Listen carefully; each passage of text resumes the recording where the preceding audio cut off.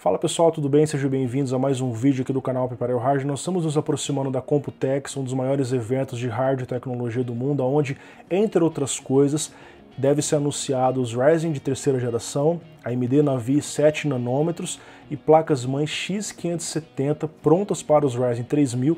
Claro que vai haver o suporte para as placas antigas, inclusive o PCI Express 4.0 deve também ser suportado nas placas antigas ao usar os novos CPUs Ryzen de terceira geração.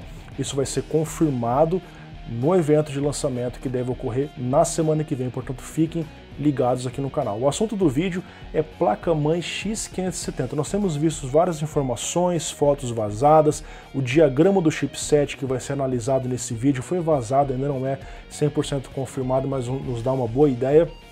E eu tenho notado uma coisa bem interessante. As placas que estão vazando X570 trazem uma dissipação ativa no chipset e não uma dissipação passiva como a grande maior parte das placas-mãe. Ou seja, em resumo, existe um cooler no chipset, porque ele provavelmente precisa disso e sem isso talvez tenha problemas ali, esquente demais. Olha só que coisa interessante, cara. Eu estive levantando algumas informações.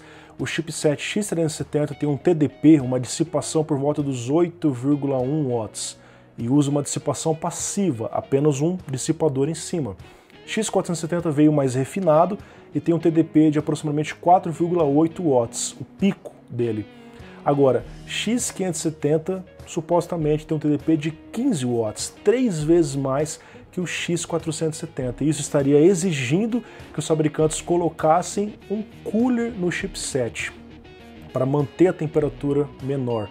Provavelmente por conta do PCI Express 4.0, por ter essa vazão bem maior em relação ao 3.0. Se a gente fala da mesma quantidade de linhas PCI Express, seria o dobro de vazão.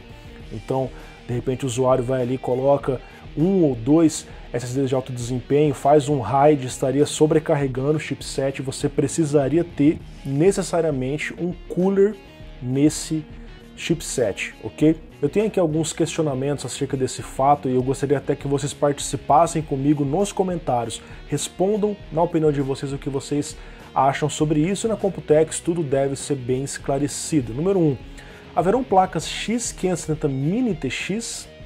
Segundo os vazamentos, a ASUS, por exemplo, traria duas placas, mas essas placas vão trazer um cooler no chipset, considerando que são placas pequenas que mal cabem um PCI Express, as SATAs ali. Uma questão interessante, não é? E eu aproveito para engatar a segunda questão.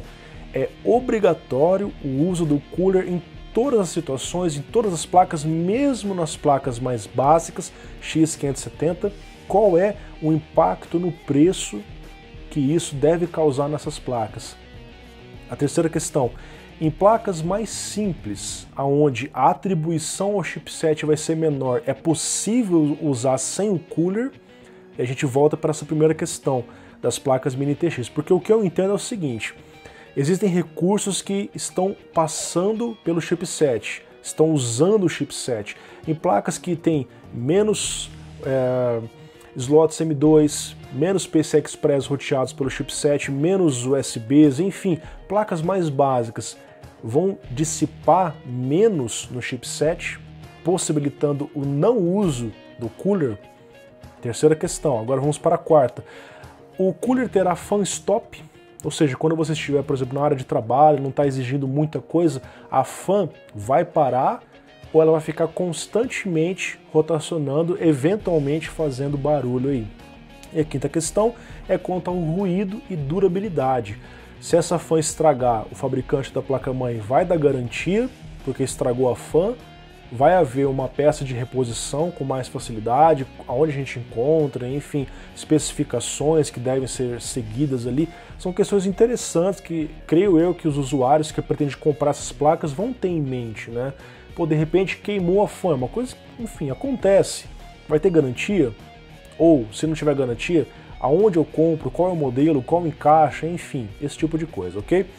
Agora, vazou aqui, pessoal, um diagrama do chipset paralelo a isso, onde a gente pode compreender melhor como deve ser as coisas em X570. Vamos dar uma olhada aqui.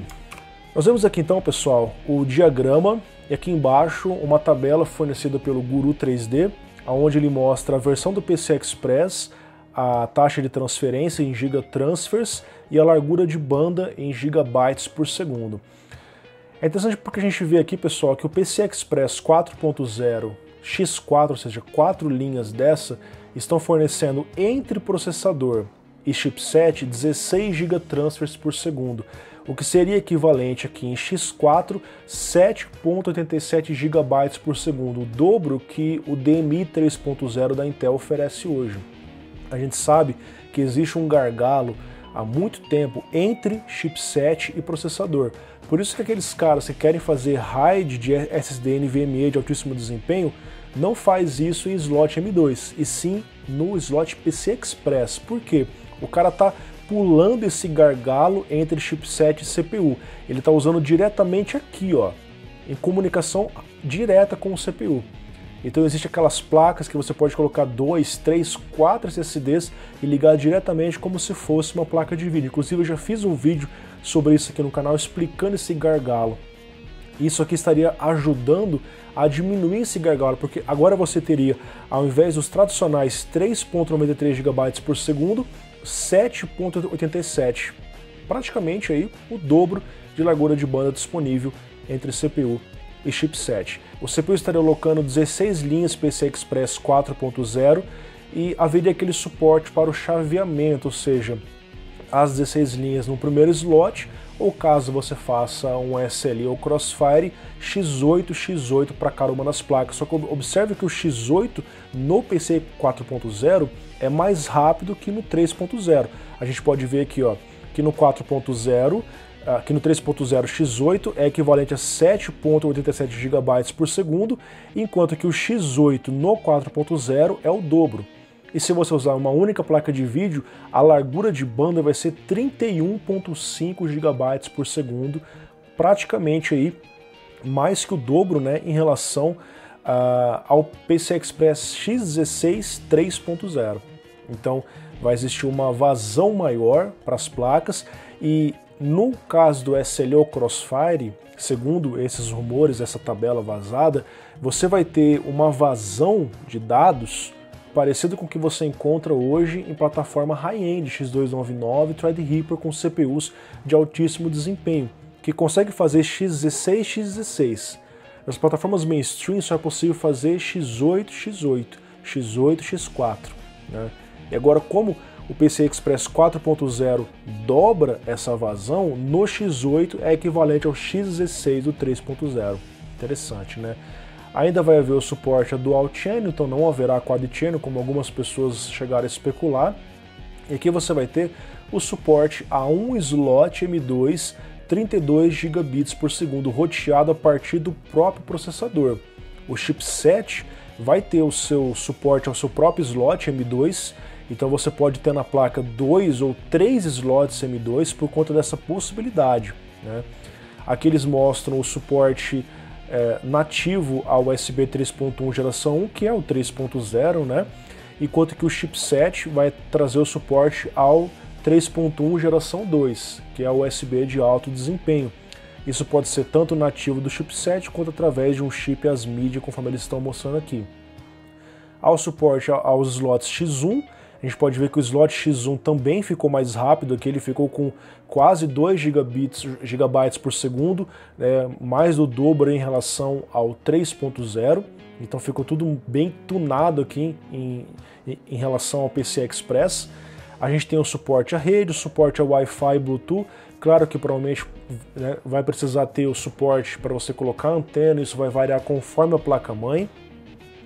A gente vê aqui então essa questão SATA M2 e o PCI Express 4.0 X4, porque assim, o chipset vai ter um slot onde ele vai definir as linhas PCI Express dele, assim como ocorre hoje nas placas-mãe.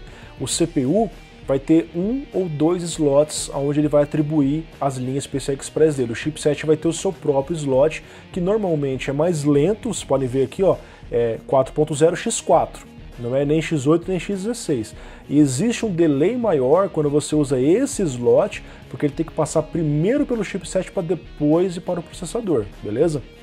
E vai haver um alternamento aqui de linhas, aonde você usa ou slot, ou dependendo, vai dividir linhas com esse slot M2, o chipset, e dividir linhas com certas conexões SATA.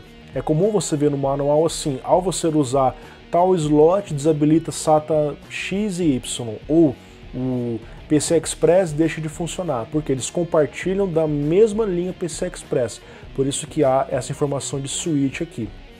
Então nós vemos que o chipset vai vir realmente bem tunado, né? Essa comunicação entre CPU e chipset realmente está bem interessante, vai tirar certos gargalos de SSDs NVMe quando estão em RAID, né? E hoje a gente vê vários dispositivos desses chegando a mais de 3.000 megabytes por segundo, 3.500, 3.600.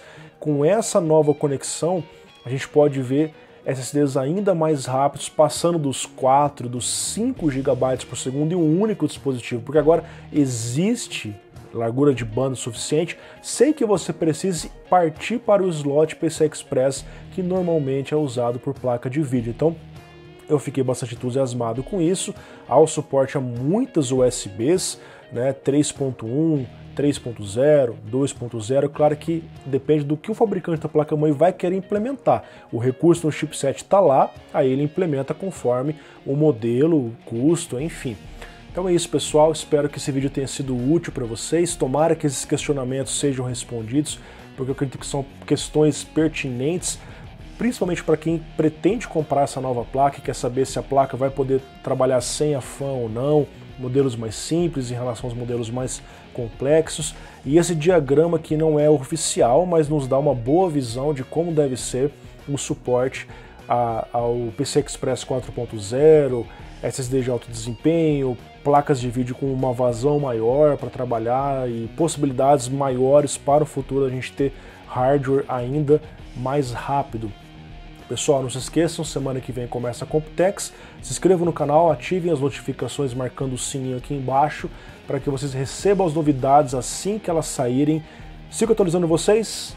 Grande abraço e até mais.